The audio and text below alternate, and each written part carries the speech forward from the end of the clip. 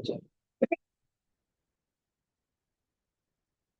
আমার পছন্দ হচ্ছে আজকে যেটা করবে সেটা হচ্ছে দ্রাবক নিষ্কাশন।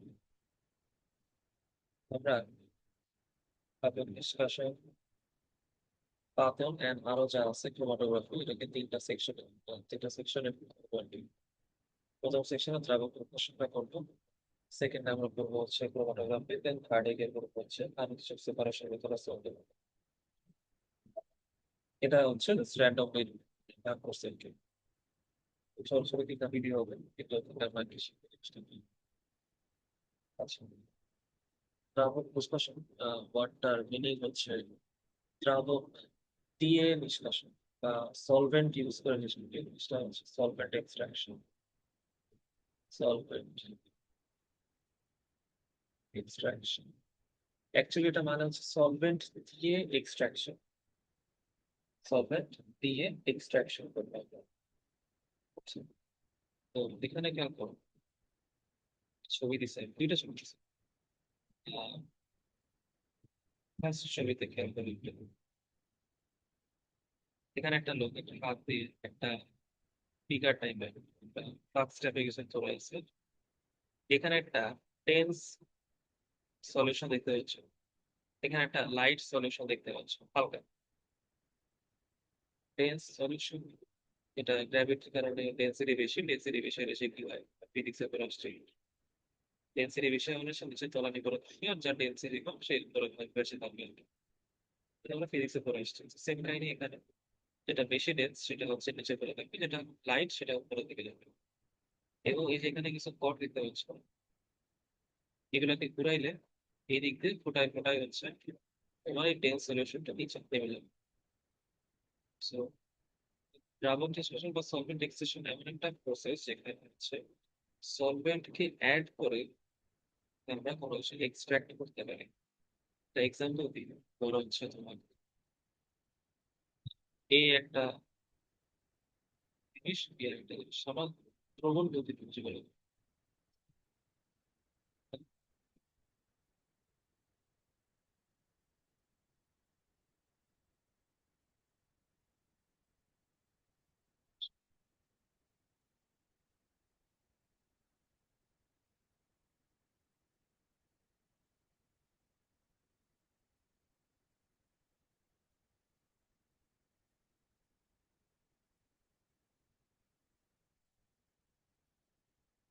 হ্যাঁ, দ্রবণ গতিতে জীবনে দ্রবণ বা সলিউশন, এটাতে নিয়ে যে বোঝায় যে এর মধ্যে দুইটা জিনিস থাকবে, একটা হচ্ছে দ্রবণ আর একটা থাকবে হচ্ছে দ্রাবক, সলিউট, আর এটা থাকবে হচ্ছে সলভেন্ট। সলভেন্ট হচ্ছে যার অ্যামাউন্টটা বেশি থাকে, আর সলিউট হচ্ছে যার অ্যামাউন্টটা কম থাকে। এবং সলভেন্টের মধ্যে সলিউটটা দ্রবীভূত থাকে, ডিজলভ থাকে। Solute is dissolved in solvent.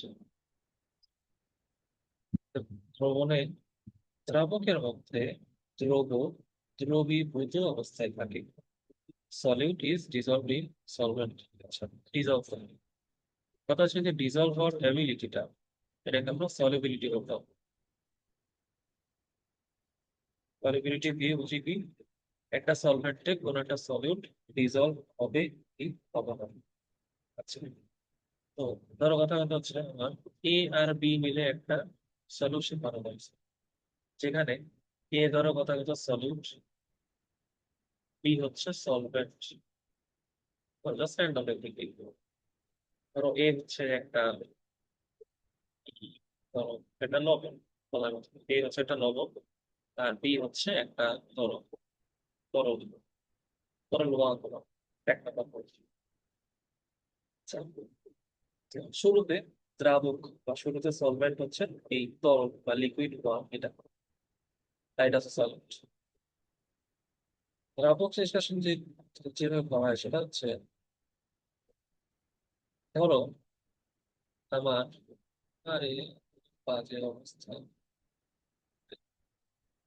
ধরো আমার এই লিকুইডটাতে লবণের সলিবিলিটি হচ্ছে ধরো 20 গ্রাম/লিটার। মানে তরলটা যদি 1 লিটার ইউজ করো, তাহলে লবণ 20 গ্রাম নিলে একটা সলিউশন বানানো পসিবল। ধরো ওই একই লবণই অন্য একটা তরল 2 আছে, যেটাতে তার সলিবিলিটি হচ্ছে 40 গ্রাম/লিটার। মানে তরল 2 এই একই লবণকে বেশি পরিমাণে ডিজলভ করতে পারে, সলিবিলিটি বেশি, অর্থাৎ বেশি সলিউশন বানানো পসিবল। একই লবণ ভিন্ন তরলে, ভিন্ন লিকুইডে সলিবিলিটি বেশি হচ্ছে। তো আমার কাছে ধরো কথা কথা আমার যে বিকারটা দেওয়া আছে, এই বিকারে লবণ প্লাস তরল 1 আছে। আমি এটা জানি তরল 1 এর সলিবিলিটি 20 গ্রাম/লিটার। বাট আমার কাছে আরো একটা তরল আছে, অন্য একটা তরল, ক্যান বি পানি, ইট can be ether, it can B other things. অন্য একটা লিকুইড আছে, যে লিকুইডটাতে ওই একই লবণের সলিবিলিটি বেশি। আমি কি করলাম, ধরো যে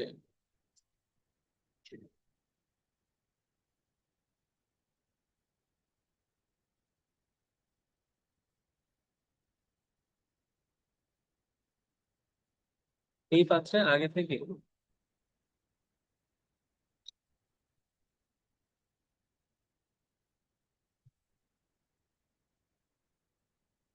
সলিডটা দেওয়া ছিল, আমি কি করছি এর মধ্যে অন্য একটা তরল 2 অ্যাড করছি। এটা ছিল তরল 1 এর সলিউশন, এর মধ্যে তরল 2 অ্যাড করছি। তরল 2 অ্যাড করলে কি হবে, নতুন একটা লিকুইড আসলো, যে লিকুইডের মধ্যে আমার সলিউটটা ডিজলভ হতে পারে। তো ওটা ধরো এরকম একটা লিকুইড অ্যাড করছে। আমি এটা জানি যে আমার এই যে সলিউটের যে পার্টিকেল গুলা, এগুলা এইটাতে বেশি সলিউবল হয়, এটাতে বেশি ডিজলভ হতে পারে। তাহলে কি হবে, তরল 1 এ থাকা যে লবণ গুলা, সেগুলো আস্তে আস্তে তরল 2 তে বেশি আকৃষ্ট হবে। কেন? এটা তো সলিবিলিটি বেশি। তাহলে কি হচ্ছে, এই লবণটা আমার তরল 1 কে ছেড়ে তরল 2 তে চলে গেল, এবং আমার তরল 1টা সেপারেটেড হয়ে গেল। This separation technique is called দ্রাবক নিষ্কাশন। তার মানে দ্রাবক নিষ্কাশন ইন রিয়ালিটি এটা একটা সেপারেশন টেকনিক। এটা কি জিনিস? এটা একটা সেপারেশন টেকনিক বা পৃথকীকরণ পদ্ধতি বাংলায়। এটা একটা পৃথকীকরণ পদ্ধতি বা সেপারেশন টেকনিক, এটা পরীক্ষাতে আসে। যে সলভেন্ট এক্সট্রাকশন কেমন প্রসেস, একটা সেপারেশন টেকনিক। যে একটা সলভেন্টের মধ্যে একটা সলিড ছিল, আমি অন্য আরেকটা সলভেন্ট অ্যাড করলাম, যেটা বেশি সলিবিলিটি ধারণ করে। তাহলে কি হবে, আমার সলিউটটা আগের সলভেন্টকে ছেড়ে সেকেন্ড সলভেন্টের দিকে বেশি আকৃষ্ট হবে, এবং আগেরটা তখন সেপারেটেড হয়ে যাবে। দিস ইজ কল্ড দ্রাবক নিষ্কাশন। এখান থেকে বোঝা যাচ্ছে যে দ্রাবক নিষ্কাশনটা ডিপেন্ড করতেছে কিছু জিনিসের উপর। একটা হচ্ছে সলভেন্টের প্রপার্টি, কে কতটুকু বেশি অ্যাট্রাক্ট করতে পারে সলিউটকে, এবং সেই সাথে হচ্ছে সলিবিলিটি, তার সলিবিলিটি কিসে কতটুকু, এটা একটা ইম্পর্টেন্ট জিনিস।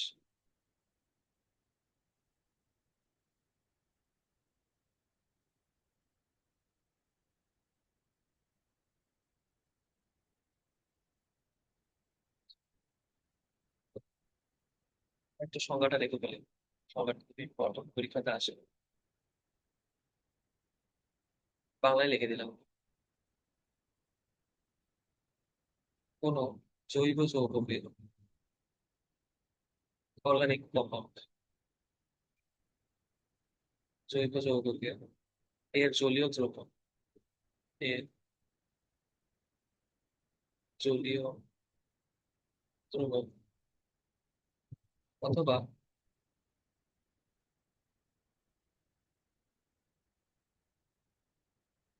অন্য কোনো মিশ্রিত অবস্থা থেকে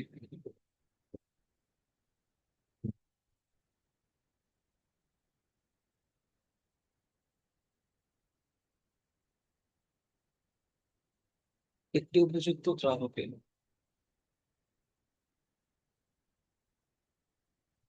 উপযুক্ত দ্রাবকে ওই যে সংখ্যা আছে একদম হাজারের স্যারের সংখ্যা কপি আছে কিভাবে কি করে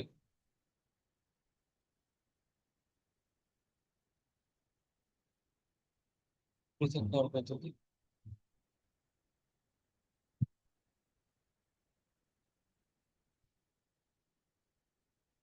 পদ্ধতিকে দ্রাবক বিশ্লেষণ বলে।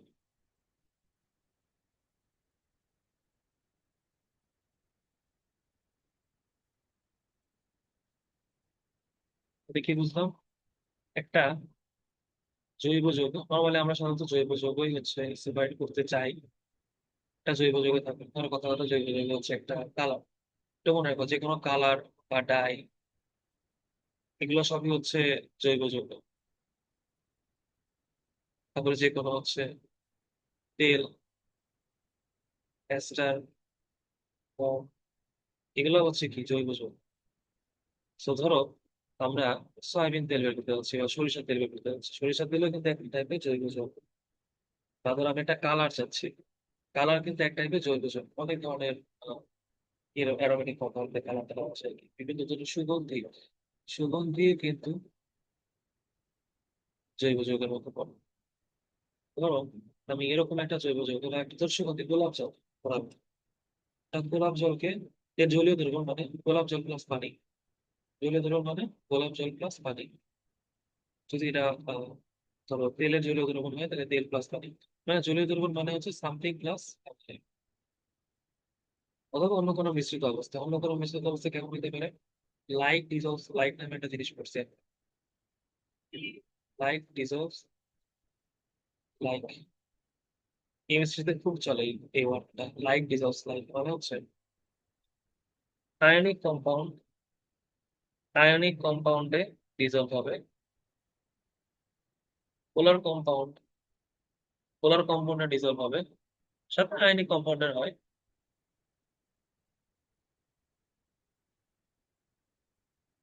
নন পোলার কম্পাউন্ড,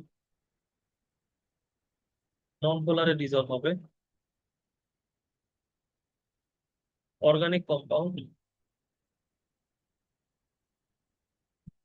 অর্গানিক কম্পাউন্ডে ডিজলভ হবে। তার মানে কম্পাউন্ডটা আসলে যেরকম দেখতে বা যেরকম কোয়ালিটির, ওটাকে ডিজলভ করার জন্য সলভেন্টটা আমার সিমিলার কোয়ালিটি লাগবে। এটাকে বলে লাইক ডিজলভস লাইক। তো হতে পারে এটা একটা ধরো কালার, একটা অর্গানিক কম্পাউন্ড, তাহলে এটা একটা অর্গানিক কোনো সলভেন্টে ডিজলভ থাকা লাগবে। It can be ether, it can be benzene, it can be hexane. আগে থেকে ছিল ধরো, ধরো কথা কথা হচ্ছে একটা নিলাম যে একটা ডাই প্লাস ধরো ইথারের মধ্যে আগে থেকে মিশানো ছিল initial compound, initial solution, compound initial solution. একটা ডাই ছিল যেটা ইথারের মিক্স করা ছিল। ধরো ইথারে ডাইয়ের সলিবিলিটি হচ্ছে 10 গ্রাম/লিটার। ধরো আমার অন্য আরেকটা সলভেন্ট আছে যেটা হচ্ছে বেনজিন, ধরো কথা কথা বেনজিনের সলিবিলিটি হচ্ছে ধরো 12 গ্রাম/লিটার ওই একই ডাইয়ের। আমি কি করলাম, এই যে প্রথম সলিউশন ছিল, এই সলিউশনের মধ্যে বাইরে থেকে ইনজেক্ট করছি বেনজিন, বাইরে থেকে বেনজিনকে ইনজেক্ট করা হচ্ছে। তাহলে কি হবে, এই ডাইটা বেনজিনে যেহেতু বেশি সলিবল হয় তাহলে বেনজিনের সাথে বেশি মিশতে চাইবে। তো তখন ইথারটা আমার সেপারেট হয়ে যাবে। বা এখানে উল্টা কামও করতে পারে, ডাই যদি লিকুইড হয়, তো ধরো আমি এমন একটা জিনিসপাতি অ্যাড করলাম যেটা ইথারের সাথে বেশি সলিবল হয়, তাহলে সেটা ইথারের সাথে ম্যাচ করে যাবে, ডাইটা তখন সেপারেট হলো। সো দুই ধরনের কাজই করা যায়, তুমি যেটা চাচ্ছ যেটা করতে পারো। তো এই যে এখানে খেয়াল করো, দুইটা সলভেন্ট আমি দিয়ে রাখছি, এগুলিকে বলো অর্গানিক সলভেন্ট। কি কি আছে? বেনজিন, বেনজিন একটা অর্গানিক সলভেন্ট। আর ডাইইথাইল ইথার, এটা একটা অর্গানিক সলভেন্ট।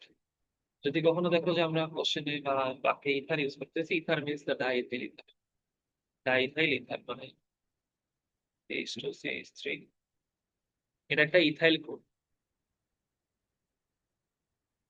ইথাইল গ্রুপ এরকম দুইটা থাকবে ইথাইল। তাহলে এটা হচ্ছে দেখতে কেমন, CH3CH2, CH2CH3 diethyl ether. Diethyl ether এটা হচ্ছে আমাদের ফেমাস অর্গানিক সলভেন্ট। এছাড়া বেনজিন আছে, হেক্সেন আছে, এছাড়া পেট্রোল আছে, এগুলো সবই হচ্ছে অর্গানিক সলভেন্ট। আচ্ছা, তাহলে একটা জিনিস বুঝলাম কি, যে একটা এমন কোন সলভেন্ট লাগবে যেটার সলিবিলিটি বেশি হইতে হবে আগেরটা তুলনায়। তাহলে কি হবে, সলিডটা ওটার সাথে ম্যাচ করে ওইটার সাথে অ্যাট্রাক্টেড হবে এবং আরেকটা জিনিস আলাদা হবে। তো এই যে সলিবিলিটির যে ডিস্ট্রিবিউশন, এটাকে নার্নস্টের নীতির মাধ্যমে ব্যাখ্যা করা হয়। নার্নস্ট প্রিন্সিপাল বলতে লেখা আছে, আমি জাস্ট সহজ করে লিখি, তা আচ্ছা অত কিছু লেখা দরকার নেই, আমি জাস্ট একটু তোমাকে শিখাই। কেডি, কেডি হচ্ছে ডিস্ট্রিবিউশন কোএফিসিয়েন্ট। ডিস্ট্রিবিউশন কোএফিসিয়েন্ট, বা বাংলায় বলা হয় হচ্ছে বন্টন ধ্রুবক।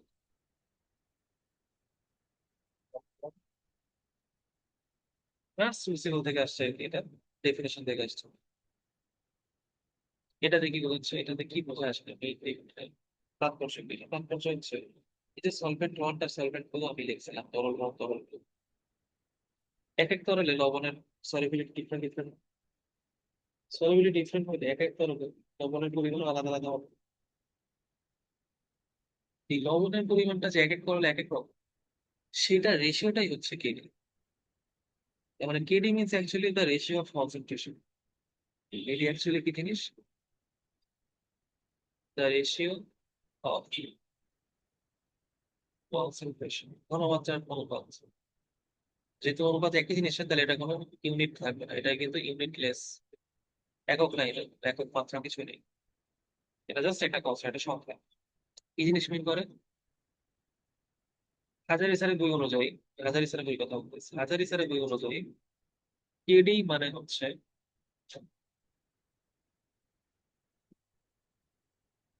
প্রথম দ্রাবকের ঘনমাত্রা বাই নতুন দ্রাবকের ঘনমাত্রা, বা এটাকে তুমি C1/C2 বলতে পারো। কেডি হচ্ছে প্রথম দ্রাবকের ঘনমাত্রা বাই নতুন দ্রাবকের ঘনমাত্রা, মানে প্রথম বাই নতুন, 1/2। এটা হচ্ছে হাজারি স্যারের থিওরি অনুযায়ী। C1/C মানে কনসেন্ট্রেশন, C1/C2 এটা হাজারি স্যারের বইতে এইভাবে করে দেওয়া আছে। আর অন্য টিচার বা আরেকটা ডেফিনেশন এখানে চলে, কেডি হচ্ছে C2/C1। এই মানে কি কাহিনী একই আসলে, এটা একটা রেশিও। কেউ প্রথম বাই নতুন কোর্স থেকে নতুন বাই প্রথম কোর্স, একই রকম। তোমার যেটা ভালো লাগে আর কি, আমরা অঙ্কের টাইমে দেখবা আমি কোনো কোনো টাইম এটা ইউজ করতেছি, কোনো টাইম এটা ইউজ করলে অ্যান্সার একই আসে। জাস্ট খালি কোথায় ইউজ করতেছে এটা important, that's the way you are using word play, এগুলো খেয়াল রাখতে হবে আর কি। আমি যদি শুধু হাজার স্যারের বই অনুযায়ী করি তাহলে এটা ইউজ করবো, C1/C2। আর যদি আহ, স্বতঃসিদ্ধ বা সবচেয়ে বেশি প্রসিদ্ধ নিয়ম অনুযায়ী করি তাহলে C2/C1। এটা হচ্ছে কনভেনশনাল, সবাই ইউজ করতে চায় মোটামুটি, সবসময় বেশি চলে, এটা হাজার স্যারের বইতে লেখা আছে। তো দুইটা জায়গাতে কিন্তু ডিফারেন্ট জিনিসপত্র, এটা কনভেনশনাল জিনিস সবসময় চলে এটা, আর এটা হচ্ছে হাজার স্যারের বইয়ের জন্য। আমি দুইটাই দেখাই দিব, দুইটাই বলে দেবো, তুমি কোনটা দেখলে কি শিখতে। তো প্রসেসটা দেখি, ফর্মুলা ডিরাইভেশন লাগবে না, প্রসেসটা দেখা ট্রাই করি।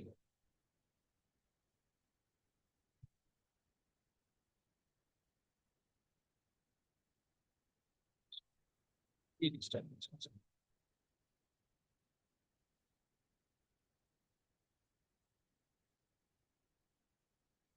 আমার কাছে একটা পাত্র টাইপের আছে। এই পাত্রে প্রথম যে সলভেন্ট নিছি, প্রথম সলভেন্ট, ফার্স্ট সলভেন্ট, এটার অ্যামাউন্ট হচ্ছে V1 মিলি। ফার্স্ট সলভেন্টের অ্যামাউন্ট হচ্ছে V1 মিলি, এবং এখানে X0 গ্রাম পরিমাণ সলিউট আছে। এটা হচ্ছে সলভেন্ট 1 নিছি আমি, X0 গ্রাম পরিমাণ সলিউট আছে, মানে প্রথম দ্রাবকে V1 ভলিউম, সলিউটের অ্যামাউন্ট হচ্ছে X0 গ্রাম। এরপরে আমি কি করছি,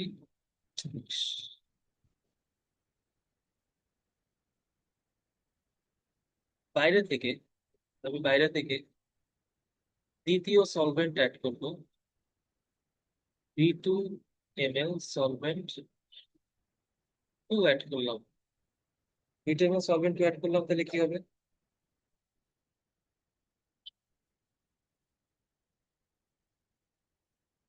এই নতুন সলভেন্টের মধ্যে আমার কিছু, এই যে আগের যে সলিউট থাকবে তার কিছুটা পোর্শন কিন্তু এখানে ডাইলিউট হয়ে যাবে, তাই তো?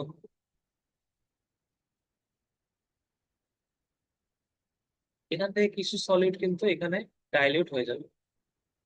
কেন? কারণ হয়তো এটাতে সলিবিলিটি বেশি, যার কারণে এক্সট্রা গ্রাম থেকে কিছুটা এখানে ডাইলিউট হয়ে যাবে এবং এখানে কিছুটা কম থেকে যাবে। ধরো শুরুতে এক্স নট ছিল, সেকেন্ড সলিউট যোগ করার পরে প্রথম দ্রাবকে সেকেন্ড সলিউট অ্যাড করার পর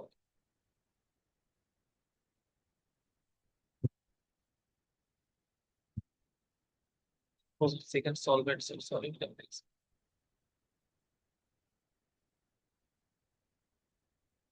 সলভেন্ট সেকেন্ড, মানে দ্বিতীয় দ্রাবক অ্যাড করার পরে প্রথম দ্রাবকে অবশিষ্ট বা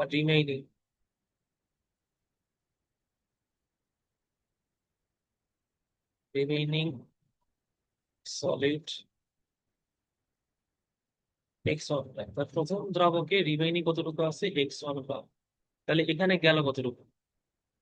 শুরুতে এক্স নট ছিল, ধরো শুরুতে ছিল হচ্ছে 20 গ্রাম হওয়ার কথা, সেকেন্ড সলিউট অ্যাড করার পরে আছে হচ্ছে ধরো কথা কথা 4 গ্রাম আছে। তাহলে বাকি 16 গ্রাম গেল কোথায়? বাকি 16 গ্রাম তাহলে এখানে গেছে, তাই তো? তাহলে এই 16 থেকে আসছে, এই 16 মানে হচ্ছে x0 - x1। ঠিক আছে, বুঝছি এটা? বুঝলে আবার সম্ভব। তাহলে কি হলো, x1 গ্রামটা পরবর্তীতে আবার রিমেইনিং থাকতে হবে। তাহলে বাকিটুকু x0 - x1 কই গেছে? এটাতে চলে আসছে। তাহলে আমার প্রথমটাতে কি ছিল? প্রথমটাতে ইনিশিয়াল কনসেন্ট্রেশন কেমন হবে?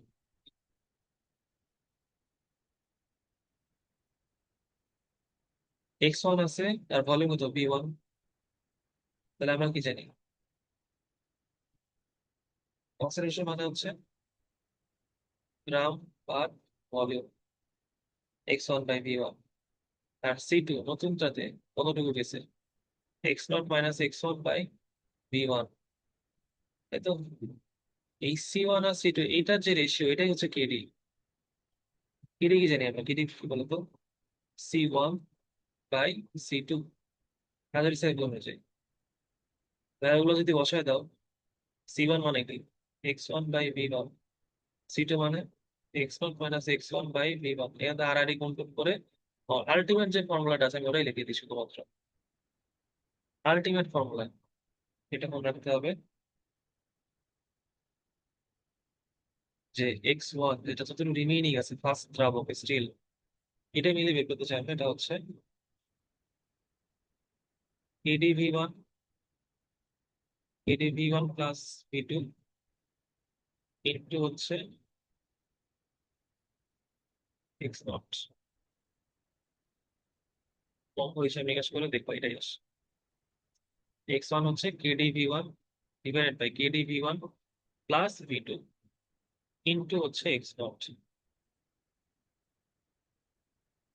x1 কি জিনিস বলতো? প্রথম দ্রাবকে আর কতটুকু রিমাইনিং আছে, এটা হচ্ছে x1। মানে আমার যে 20 গ্রাম ছিল, সেই 20 গ্রাম থেকে 4 গ্রাম এখানে রিমাইনিং ছিল, এই 4 গ্রামটাই আসলে আমরা বের করছি এই ফর্মুলা দিয়ে। এখন তাহলে আমার 16 গ্রামটা এখানে চলে গেছে। এরপর যদি আমি আবার আরেক দফা সেম কাম করি, মানে আরেক দফা একই কাম করছি, যেখানে আমার এবার 4 গ্রাম দিয়ে আমি স্টার্ট করবো। আমি এবার 4 গ্রাম দিয়ে স্টার্ট করছি, ওই একই V1 মনে করো কথা। আমি সেকেন্ড সলিউট অ্যাড করবো, সেকেন্ড সলভেন্ট অ্যাড করবো, একই জিনিস একই সলভেন্ট অ্যাড করলাম। এখানে তাহলে আরো কিছু চলে যাবে, 4 গ্রাম থেকে আরো কিছু এখানে যাবে। ধরো কথায় কথা হচ্ছে 4 গ্রাম ছিল, তাহলে এখানে ধর কথা কথা এখন আছে হচ্ছে 0.5 গ্রাম। তাহলে বাকি 3.5 কই গেল? এটাতে চলে গেছে। আমাদের কাজটা হচ্ছে এই যে এটা বের করা।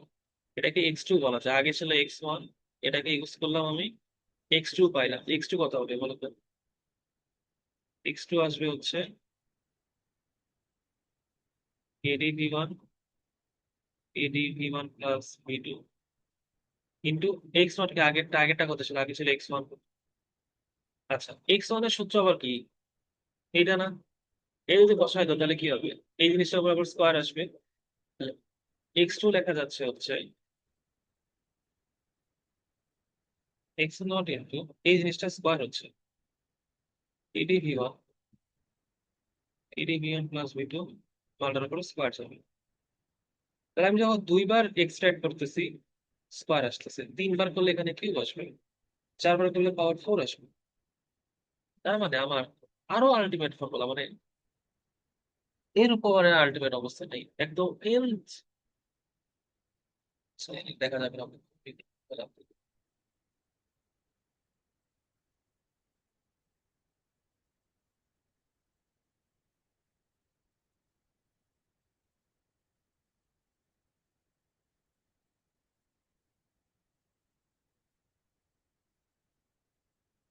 nth বার এক্সট্রাকশন করার পর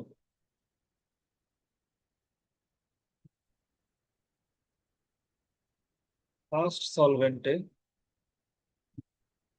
রিমেইনিং এক্স এন সমান এক্স নট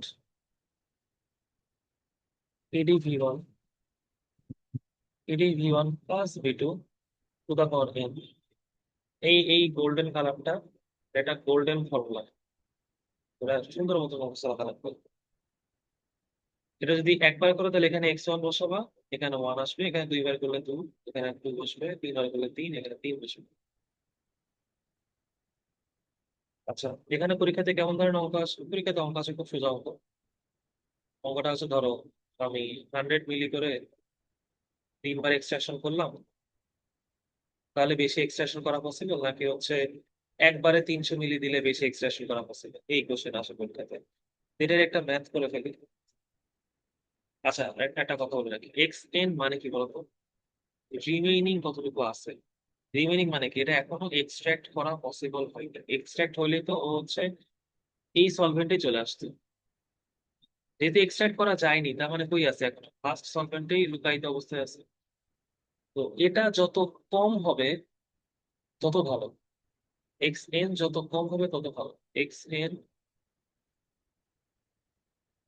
কম হলেই ভালো। এক্স এন যত বেশি হবে তার মানে কি? আমি এক্সট্রাকশন করতেই পারি না, আমার এফিসিয়েন্সি অনেক খারাপ। আচ্ছা, এত পেশাল করে এটা ছোট মাছ করবো, একটা বড় মাছ। ছোট মাছ দিয়ে স্টার্ট করি।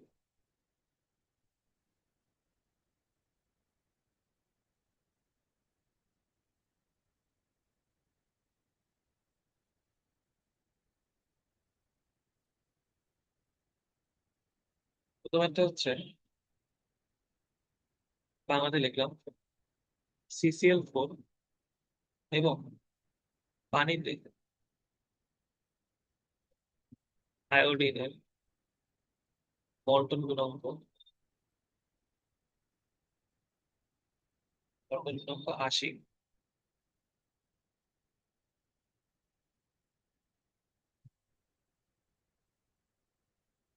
30°C,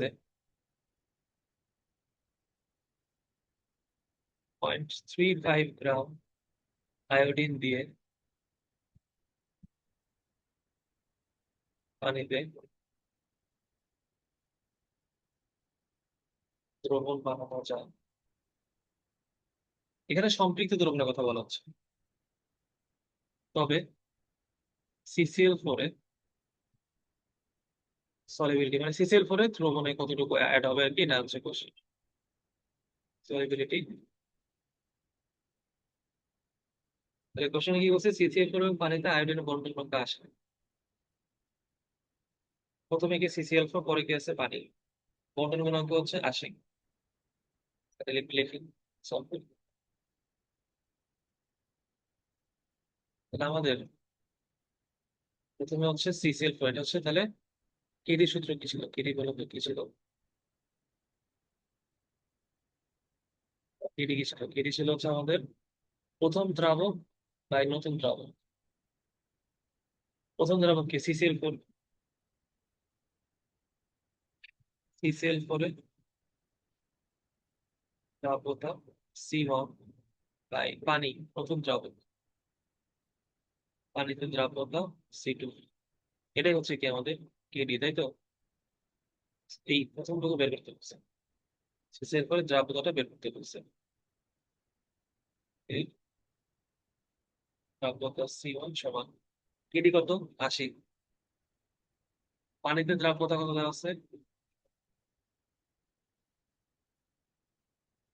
ও পানি আমি দিয়ে দিলাম 1 লিটার, 1 লিটার পানি। তাহলে কি বলবো, 1 লিটার পানিতে 0.35 গ্রাম, তাহলে 0.35 গ্রাম পার লিটার। এটা তো হয়ে গেছে, গুণ করে দিলেই হচ্ছে কত, সেটা 28, 28 গ্রাম পার লিটার গুণ করবো। তার মানে কি দাঁড়াচ্ছে, পানিতে যদি 0.35 গ্রাম পার লিটার দ্রবণীয় হয়, সিসিএল4 এ আয়োডিন দ্রবণীয় হবে 28 গ্রাম পার লিটার, অনেক বেশি। হ্যাঁ, এটাই হচ্ছে সিসিএল4 এবং পানিতে আয়োডিনের বন্টন গুণাঙ্ক। আচ্ছা, এই কোশ্চেন একটু অন্যভাবে থাকে অনেক সময়। এই যে এই বাক্যটা, এটাকে অনেক সময় ঘুরায় লেখে। কিভাবে ঘুরায় লেখে,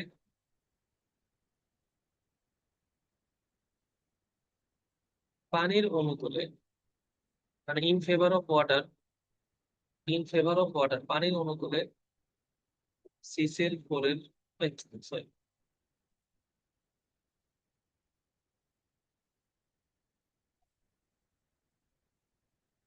এবং পানিতে আয়োডিনের বন্টন গুণাঙ্ক কত। এই লাইনটা দিয়ে বলছে পানির অনুকূলে সিসিএল4 এবং পানিতে আয়োডিন বন্টন গুণাঙ্ক কত। যার অনুকূল বলবে তাকে উপরে রাখবো, সোজা কথা বলি, যার অনুকূল বলবে তাকে উপরে রাখবো। তাহলে আমরা যেটাকে আগে সিসিএল4 দিয়ে রাখতাম, কেন ওটাকে আগে দেওয়া ছিল, পানি পরে দেওয়া ছিল তাই নিচে রাখছি। এবার কাকে অনুকূলে রাখতে বলছে, পানি অনুকূলে, এটারে কই রাখবো, উপরে রাখবো। তাহলে আমাদের ফর্মুলা কি দাঁড়াবে, আমাদের ফর্মুলা দাঁড়াবে হচ্ছে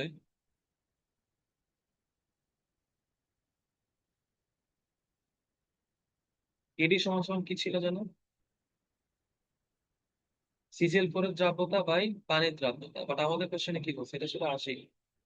আমাদের কোশ্চেনে চাইছে হচ্ছে পানি বাই সিসিএল, তাই তো? এটা কত হবে তাহলে, 1/80, আমার মাঝে আসবে তাই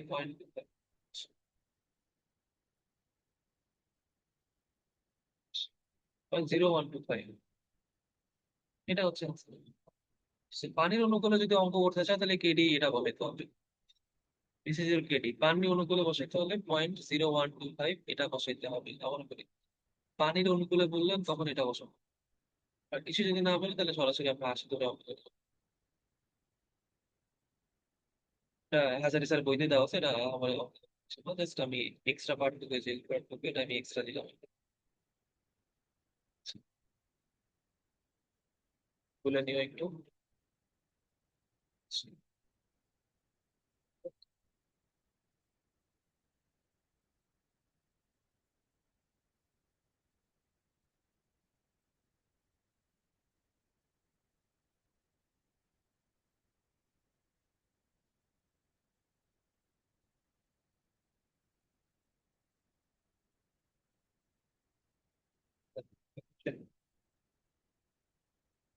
এটা হচ্ছে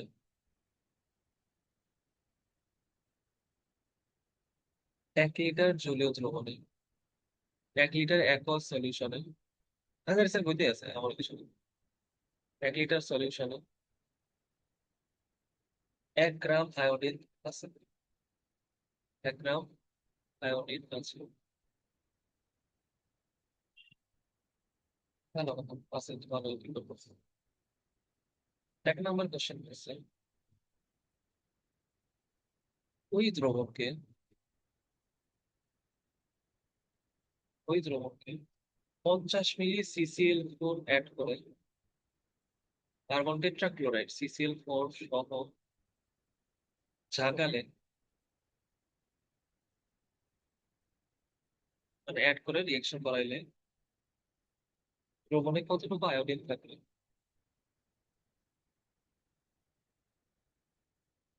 আয়োডিন থাকবে।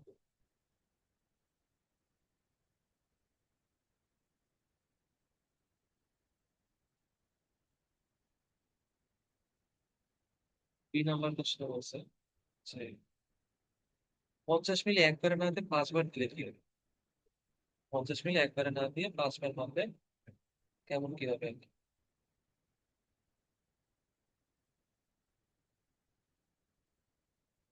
হবে 10 মিলি করে 5 বার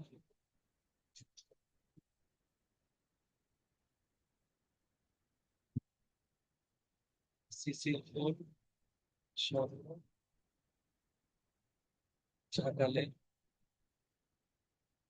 দ্রবণে কতটুকু আয়োডিন থাকবে? ডাটা দেওয়া আছে কি? ডাটা কি বের হচ্ছে?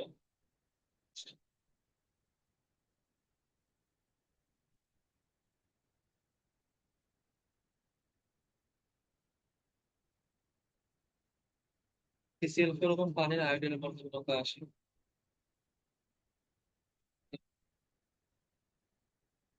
পানিতে আয়োডিনের কেডি ইকুয়াল টু 80। আচ্ছা, আমরা সলভ করি।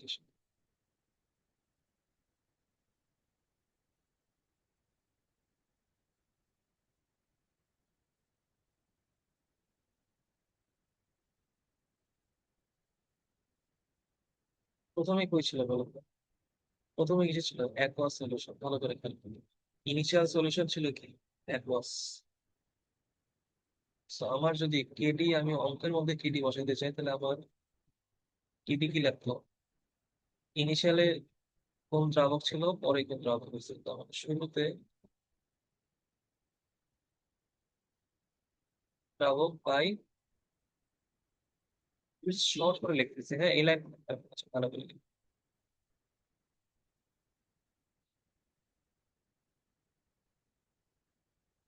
এটার ডেফিনেশনটাই লিখি ভালো করে, তো কেডি দিয়ে বেশি ঝামেলা লাগে। তো দ্রাবকে দ্রাব্যতা বাই দ্বিতীয় দ্রাবকে দ্রাব্যতা। প্রথম দ্রাবকে এখানে পানি, পানিতে দ্রাব্যতা, এরপরে লিখবো হচ্ছে CCl4 দ্রাব্যতা। আমাকে কি দাস দেখো, CCl4 এবং পানিতে আয়োডিনের কেডি হচ্ছে 80। আমার লাগবে কি? পানি বাই CCl4 লাগবে, কিন্তু উল্টাটা লাগবে, CCl4 আর পানি এদের মধ্যে এক্সচেঞ্জ করাইতে হবে। এটা আগে দেওয়া আছে, এটা ইনিশিয়াল হিসাব করে কেডি দিছে 80, বাট আমার ইনিশিয়ালি কে ছিল? পানি। তাহলে আমি এটাকে উল্টাই দিই, 1 বাই CCl4 এর আয়োডিনের দ্রাব্যতা বাই পানিতে আয়োডিনের দ্রাব্যতা। তো নিচেরটুকু দেওয়া আছে 1/80, তাহলে আমার অঙ্ক করার টাইম বসাচ্ছে 0.01। এই কেডিটা বসাবো আমি অঙ্কের টাইম। কেডি যদি পেয়ে যাই তাহলে তো মজা, তাহলে জাস্ট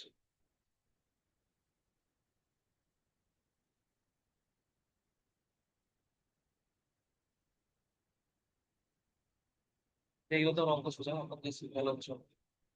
আমরা কি জানি? x1 সমান কত আসে? x0 KD v1, KD v1 plus v2। x0 আগে কতটুকু ছিল? 1 গ্রাম, শুরুতে ছিল হচ্ছে 1 গ্রাম। কেডি কত? 0.015। V1 প্রথম দ্রাবকের ভলিউম 1 লিটার, মিলিতে রাখবো। DD 0.0125 into 1000 plus V2, V2 কত? 50 মিলি। সেকেন্ড দ্রাবকের ভলিউম 50 মিলি। এটা আসবে আসবে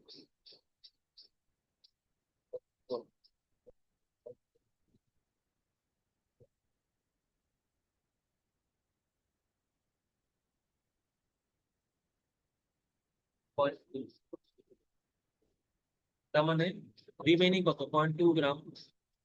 1 গ্রাম ছিল, 0.2 গ্রাম রিমেইনিং, 0.8 গ্রাম কিন্তু আমার শোষণ হয়ে গেছে, অ্যাবজর্ব হয়ে গেছে। তাহলে রিমেইনিং কত? রিমেইনিং ইকুয়াল টু 0.2 গ্রাম। এটা answer। এটা হচ্ছে কিসের? প্রথম কোশ্চেনের অ্যান্সার। সেকেন্ড কোশ্চেনে কি বলছে যে আমি যদি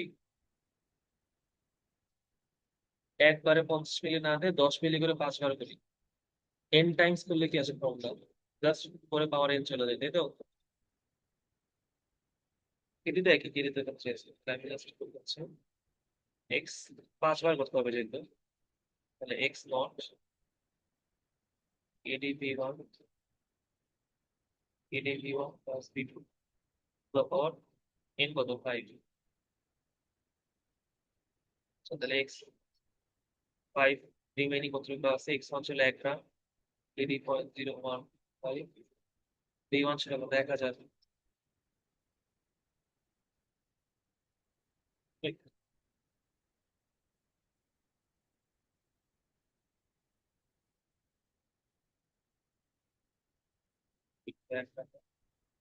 প্লাস বি2 কত হবে এবার? 5।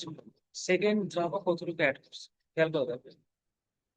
10 মিলি করে 5 বার অ্যাড করতেছি, তাহলে এই 10 মিলিটাই হচ্ছে আমি অ্যাড করতেছি অ্যাকচুয়ালি। এবার কিন্তু 10 বসাবো, নট 50। 50 দিলে তো আমি একবারই বসাই ফেলতাম, তাহলে তো আমার আগের অঙ্ক হয়ে গেল। 10 বসাইতে হবে টু দ্য পাওয়ার 5। এখন করে দেবো কত হচ্ছে?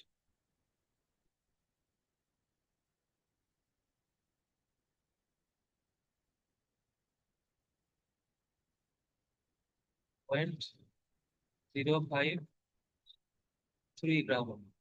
1 গ্রাম দিছিল, বাকি আছে কত? 0.053 গ্রাম। তাহলে এক্সট্রাকশন কতটুকু হয়েছে? এটাই এটাই আমার অ্যান্সার শেষ হিসেবে। তাহলে এখানে তাহলে যদি এক্সট্রাকশন বের করতে চাই, তাহলে বলতে পারি আমি এক্সট্রাকশন অ্যামাউন্ট 1 গ্রাম ছিল, 0.053 গ্রাম রিমেইনিং, তাহলে কত বের করতে? 94.7, সরি 0.947 এত গ্রাম। তাহলে এক্সট্রাকশন এফিসিয়েন্সি যদি বের করতে চাই, কতটুকু এক্সট্রাক্টেড হয়েছে তাই আগে কতটুকু ছিল ইন্টু 100%, তাহলে 94.7%। তাহলে আমার 94.7% এফিসিয়েন্সি এমন ছিল। আর আগেরটা যদি করতে চাইতাম তাহলে কি হতো? এখান থেকে এক্সট্রাকশন কতটুকু হয়েছে? 1 গ্রাম ছিল, 0.2 রিমেইনিং, তাহলে 0.8 গ্রাম এক্সট্রাক্টেড হয়েছে। তাহলে এক্সট্রাকশন পার্সেন্টেজ কত আসতো? 0.8/1 ইন্টু 100%, 80%। তার খেয়াল করো, আমি যদি 50 মিলি দিয়ে একবার করি তাহলে 80% এফিসিয়েন্সি হয়। আর 50 মিলি একবারে না দিয়ে ধাপে ধাপে যদি দিই, তাহলে আমার এফিসিয়েন্সি 5 বার করলে 94.7% এফিসিয়েন্সি এক্সট্রাকশন করা। So, আমার কিন্তু ধাপে ধাপে করাটাই অনেক বেশি ভালো। এর এই জন্য ধাপে ধাপে সবসময় সলভেন্ট এক্সট্রাকশন করা হয়। নিচে নিচে পড়বো অঙ্কটা ভালো করে। আচ্ছা, এখানে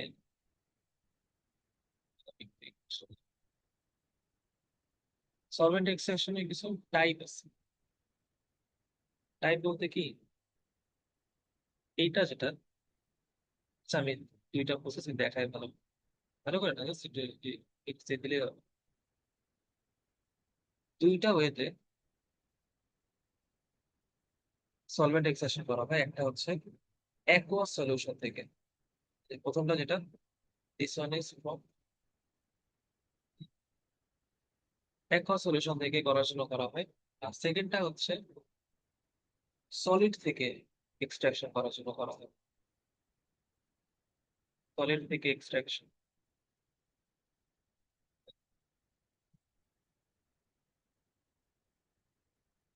অ্যাকুয়াস সলিউশন থেকে কি করা হয় প্রথম ওয়েতে। সলিড থেকে যদি কোনো কিছু এক্সট্রাক্ট করতে হলে সেকেন্ড ওয়েতে করতে হবে। অ্যাকুয়াসটা একটু সহজ করে বলি, অ্যাকুয়াস সাথে কি করা হচ্ছে খেয়াল করে দেখো। একটা ওয়াটারের লেয়ার আছে আর একটা অয়েলের লেয়ার আছে, খেয়াল করছো? অয়েল কিন্তু পানির থেকে হালকা, র of oil is less than র অফ ওয়াটার। এই কারণে অয়েল কিন্তু পানিতে ভাসে। যেটা ডেন্স সেটাই কি হয়, ফিজিক্সে হচ্ছে যেটা ডেন্স সেটা কি থাকে, নিচের দিকে থাকে। এই যে পানি ডেন্স, পানি নিচে থাকবে। অয়েল অয়েল হালকা, অয়েল কই থাকবে, উপরে থাকবে। আচ্ছা, প্রসেসটা একটু খেয়াল করো। ফার্স্টে কি করা হয়, একটা, এই ছবিটা আমি আরেকবার একটু ড্র করি, বুঝতে পারছো?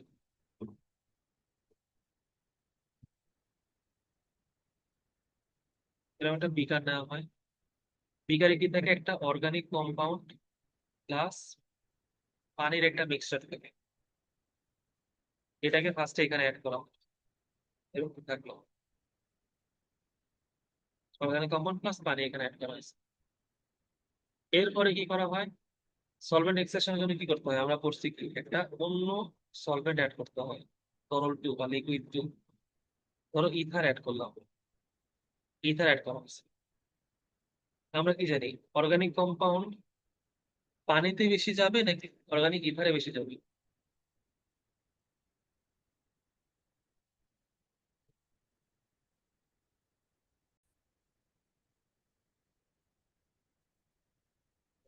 দেখবো অনেক ভালো আসছে তো। আচ্ছা, তো কি বলতেছিলাম শোনো, আমাদের একটা বিকার আছে, বিকারে আমরা অর্গানিক কম্পাউন্ড হতে পারে একটা রং বা তেল কিছু একটা, এটা দেখো সলিউশনে ছিল ফার্স্টে। আমার টার্গেট হচ্ছে এই অর্গানিক কম্পাউন্ডটাকে আলাদা করা। পানি আলাদা করে আসলে কোনো লাভ নেই, পানি আলাদা করে, পানি তো নর্মাল ট্যাপ করলে আছে। তো পানি আলাদা করে এখানে কোনো টার্গেট না, আমাদের টার্গেট হচ্ছে এই যে অর্গানিক কম্পাউন্ডটাকে আলাদা করা। তো এই অর্গানিক কম্পাউন্ডটা আগে পানিতে মেশানো ছিল। Organic compound like dissolves like মতামত অনুযায়ী অর্গানিক কম্পাউন্ড অর্গানিকে বেশি ডিজলভ হবে, তাই তো? অর্গানিক সলভেন্ট কি এখানে ইথার, তাহলে এই অর্গানিক কম্পাউন্ডটা ইথারে বেশি ডিজলভ হইতে যাবে। আচ্ছা, তাহলে কি করলাম, এখানে আমি ইথার অ্যাড করে দিলাম। ইথার অ্যাড করলাম, ইথার অ্যাড করে এটাকে মুভ অফ করে দিয়ে সুন্দর মতো ঝাঁকাইলাম। একদম অনেকক্ষণ ধরে ঝাঁকাতে হবে। অনেকক্ষণ ধরে ঝাঁকাইলে কি হবে, এখান থেকে অর্গানিক কম্পাউন্ড গুলা কই যাবে, ইথারের সাথে মিক্স হয়ে যাবে। পানি তখন আলাদা থেকে যাবে। এই যে পানি এখানে আলাদা হয়ে গেছে, এই ছবি দেখে আপনারা, পানি আলাদা হয়ে গেছে। অলিভ অয়েলের মধ্যে বা ইথারের মধ্যে আমার বাকি সলিড গুলা সব এখানে জমা হয়ে গেছে। এরপর তুমি পানি ছেঁকে ফেলে দাও, তাহলে অর্গানিক কম্পাউন্ডটা তোমার এখন এখানে সেপারেটেড হয়ে গেল। এরপরে যদি আমার মন চাই যে না আমার, আমি আরো আলাদা করবো, তাহলে তুমি আরো কিছু করতে পারো। এক্ষেত্রে তুমি হচ্ছে ক্যালসিয়াম সিএসসি এর ফ্লু দিয়ে তুমি হচ্ছে আরো এটাকে সেপারেট করতে পারো, তোমার ইচ্ছা।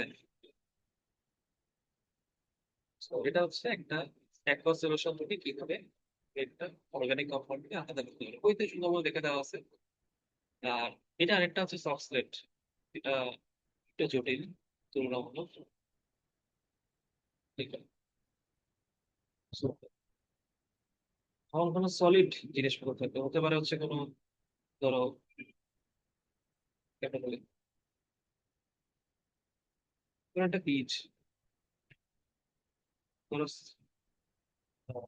সানফ্লাওয়ার অয়েল, সূর্যমুখী বীজ, বীজকে গুঁড়া করতে হবে, গুঁড়া করে সেখান থেকে ইনচার্জ নিয়ে তেল বের করতে হবে। নারকেল, নারকেল তেল বা নারকেলকে গুঁড়া করে হচ্ছে এখান থেকে তেল বের করতে হবে। বা rice bran oil, rice bran এটাকে গুঁড়া করে থেকে বীজ বের করতে হবে। কেমনে করবো, ফার্স্টে যেখানে স্যাম্পল না, এই জায়গাতে হচ্ছে আমরা স্যাম্পল রাখি। এই স্যাম্পলের মধ্যে কি দেখেন, ধরে টাকা বলছে ধানের তুষ, ধানের তুষ ছিল, রাইস ব্র্যান্ড। এখানে একটা ফ্লাস্ক আছে, সলভেন্ট রাখার জন্য একটা ফ্লাস্ক আছে, এটাকে গরম করা হলো। এই সলভেন্ট ফ্লাস্কে, সলভেন্টটাকে যখন গরম করা হয়, সলভেন্টের এখানে ভ্যাপার তৈরি হয়। আচ্ছা, এটা হলো, এই জায়গাতে সলভেন্টের ভ্যাপার তৈরি হয়। ভ্যাপার কি হয়, হালকা, ভ্যাপার হালকা হওয়ার কারণে ভ্যাপারটা কি হয়, উপরে উঠে যেতে চায়, এই দিক দিয়ে ব্যাপারটা যাবে। এখানে খেয়াল করুন, একটা কন্ডেন্সার আছে। কন্ডেন্সার মানে কি, ঠান্ডা করা জিনিস। কন্ডেন্সার এটা ঠান্ডা করা জিনিস। কিতে ঠান্ডা করি, পানি দিয়ে, ঠান্ডা পানিতে ঠান্ডা করা হয়, কোল্ড ওয়াটার দিয়ে ঠান্ডা করা হয়। এই যে ব্যাপারটা যাবে, ঠান্ডা হবে এখানে। এটা ঠান্ডা হলে তাহলে কি, ব্যাপারটা ঠান্ডা হলে কি হবে, লিকুইড হয়ে যাবে। লিকুইড হয়ে এখান থেকে ফোটায় ফোটায় লিকুইডটা পড়া শুরু করবে। এটা কোন লিকুইড, এটা কিন্তু হচ্ছে এই যে সলভেন্টের লিকুইড। এই সলভেন্টের লিকুইড থেকে ব্যাপার হয়েছে, ব্যাপারটা এদিক থেকে উড়ে গিয়ে এখানে এসে ঠান্ডা হয়ে আবার লিকুইড আকার এখানে জমা করতেছে। এই যে লিকুইড আকার এখানে জমা করতেছে, এখানে আমার স্যাম্পল ছিল আগে, এই জায়গাতে স্যাম্পল ছিল। এই সলভেন্ট স্যাম্পলটা কিসে ছিল, পানিতে ব্যবহার করে। এই সলভেন্টটা হচ্ছে একটা অর্গানিক সলভেন্ট। পানির থেকে অর্গানিক সলভেন্টের মধ্যে কিন্তু তেল, তেল কিন্তু অর্গানিক জিনিস। তেল কিন্তু অ্যাকচুয়ালি একটা কি, আগে বলছে তেল হচ্ছে একটা অর্গানিক জিনিস, জৈব, জৈব যৌগ। তাহলে এখানে যে তেলটা আছে, সেই তেলটা কিন্তু এই সলভেন্টের মধ্যে বেশি আকর্ষিত হবে, কারণ সলভেন্ট অর্গানিক, তেল অর্গানিক। তাহলে অর্গানিক অর্গানিক আকর্ষণ হবে। পানির থেকে অর্গানিক থেকে পানির থেকে তেলটা বের হয়ে অর্গানিক অ্যাটাচ হয়ে যাবে, সেটাকে করে তুমি এক্সট্রাক্ট করতে পারবে। এটাই হচ্ছে সক্সলেট ডিস্টিলেশন। এটা সলিড স্যাম্পলের মধ্যে থেকে তুমি একটা কিছু নির্যাস আকারে বের করতে পারছো, তেল, কোনো পুরা লাল রং। এরকম মরিচ থেকে হচ্ছে লাল রং বের করা হয়, এই একই ওয়েতে। লাল রং মরিচ থেকে বের করা হয়, নারিকেলের শ্বাস থেকে নারিকেলের তেল। This is the way of Soxhlet extraction. এখানে একটা সক্সলেট যন্ত্র লাগে, সক্সলেট এক্সট্রাকশন অ্যাপারেটাস, সক্সলেট বানাটাই লিখে আছে সক্সলেট। জার্মান মেশিনের কি, এটা একটা জার্মান, জার্মান মেশিন। আচ্ছা, আমাদের এই সেকশনে আমরা এতটুকুই পড়বো।